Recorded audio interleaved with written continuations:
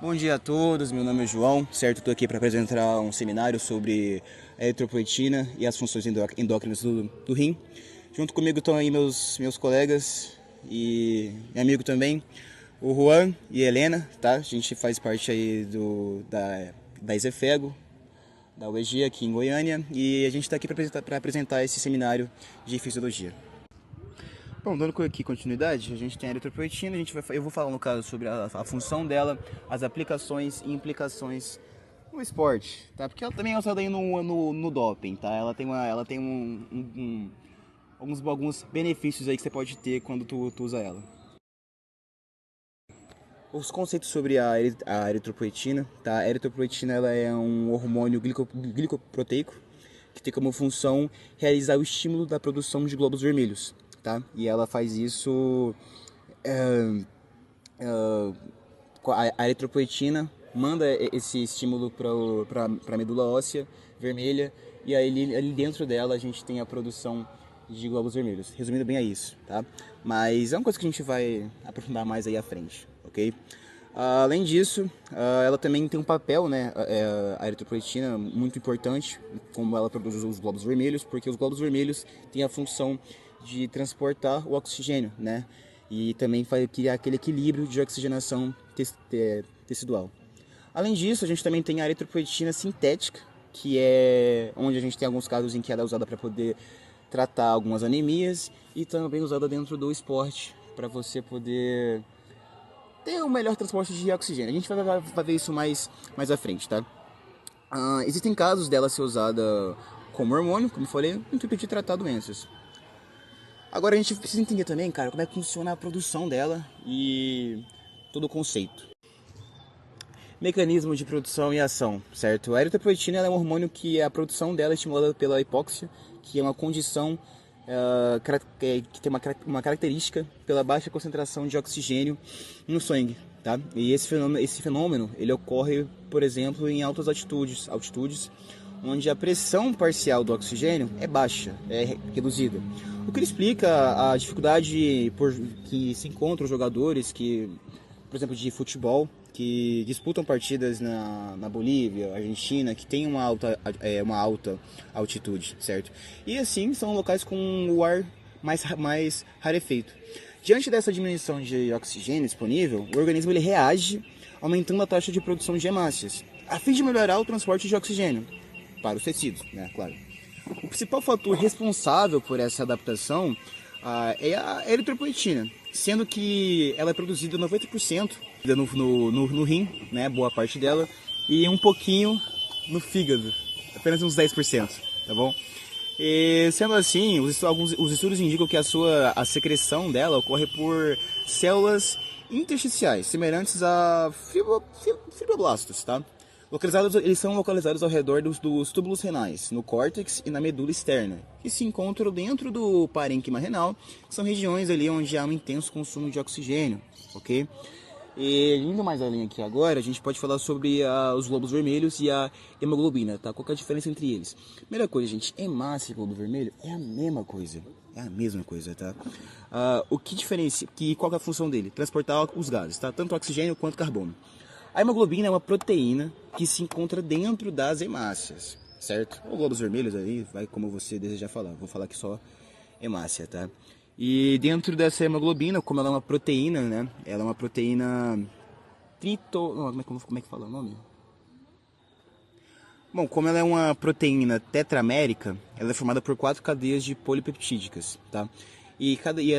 Assim, 4 cadeias, certo? 2 cadeias elas são alfa e 2 cadeias são beta. Cada cadeia, ela tem um M, certo? E esse M, no centro dele a gente tem o Fe2+, que é o ferro, tá?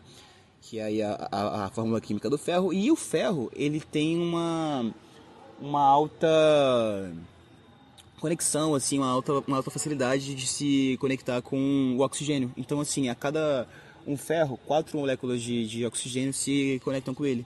Então, devido a esse fator, é o que faz com que as hemácias sejam tão receptivas em se conectar e levar o oxigênio, tanto do pulmão para os tecidos, né, na periferia do corpo, tanto quanto dos tecidos, levando carbono para o pulmão, ok? E, enfim, indo um pouco mais além aqui, a gente tem as hemácias, né, que são aí produzidas e tudo mais.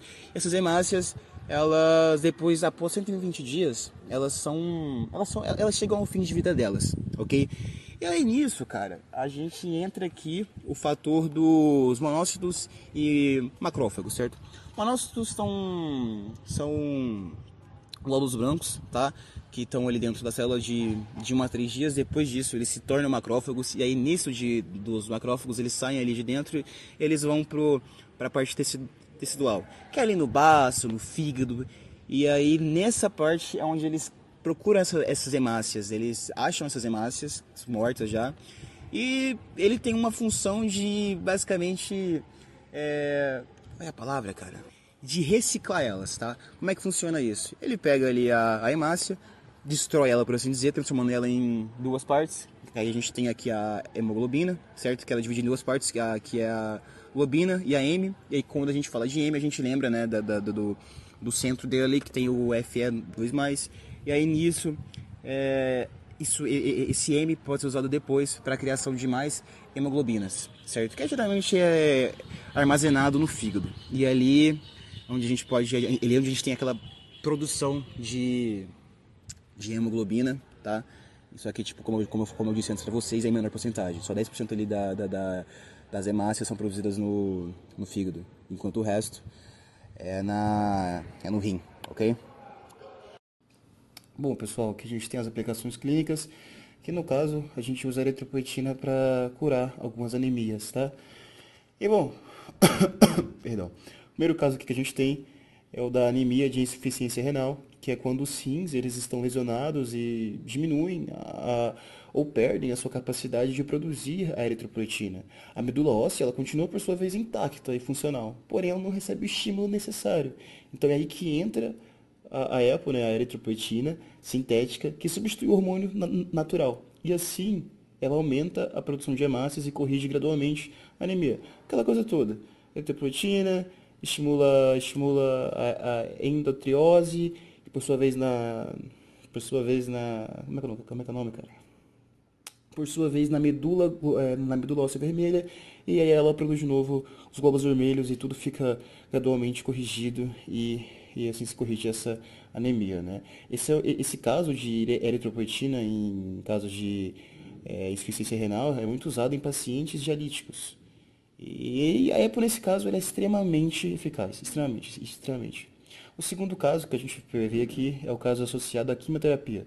Porque a gente tem em vista que a quimioterapia ela é um tratamento muito agressivo e ela acaba que deprime a medula óssea. Isso reduz a resposta natural de EPO, né, da eritropoetina, e diminui a produção das hemácias. Aqui, a EPO sintética ela estimula os precursores eritroides remanescentes. O efeito do tratamento é qualidade de vida, porém, qualidade de porém não tem porém, na verdade. Ela só tem melhoras. Melhora seus sintomas de fadiga, qualidade de vida e evita com que se tenha o que usar transfusões sanguíneas. É eficaz, só que assim, ela tem um porém. Ela corre o risco de aumentar tromboses. Então, assim, é eficaz que o seu uso seja controlado e sob supervisão oncohematológica, tá? Para não ter risco. Bom, o terceiro aqui é o caso em que o paciente que tem HIV, eles estão sendo tratados com zidovudina, tá? Ou ZTO, se não me engano, se não me falha a memória, tá? É AZT, na verdade, perdão. Enfim, devido a esse tratamento, cara, acaba que ocorre uma supressão da medula óssea também, tá? E com isso, reduz a produção de hemácias. A eritropoetina entra novamente para ajudar a estimular a eritropoiese compensatória e durante o tratamento, a melhora da hemoglobina também reduz a necessidade de transfusão de sangue. Então é isso. Show? Resistência à eritropoetina, certo? A gente tem casos em que o paciente ele tem uma certa resistência, é necessário um tratamento alternativo. Como o caso de uma mulher chinesa, certo? De quase 60 anos, ela apresentava uma glicemia elevada por 25 anos, ela fazia uma hemodiálise de manutenção por 7 anos, e ela apresentava tontura e fadiga recorrente por mais de 2 anos. Os exames do laboratório mostravam que era uma anemia grave, que o nível estava muito baixo, o nível dela de hemoglobina. Então, tentaram fazer um tratamento com a eritropoetina, só que não foi suficiente, talvez por não ser apenas uma insuficiência renal crônica. A paciente ela teve que optar por outro tipo de remédio, induzido por hipóxia, que foi o Roxadustat, ou Roxadustat, tá? Que era 100 mg, ela tomou 3 vezes por semana, e durante 3 meses com esse tratamento, a hemoglobina da paciente, ela teve uma melhora, aumentou de forma significativa e os sintomas foram aliviados. Durante o período desse acompanhamento, as reações adversas ao medicamento foram controláveis e toleráveis.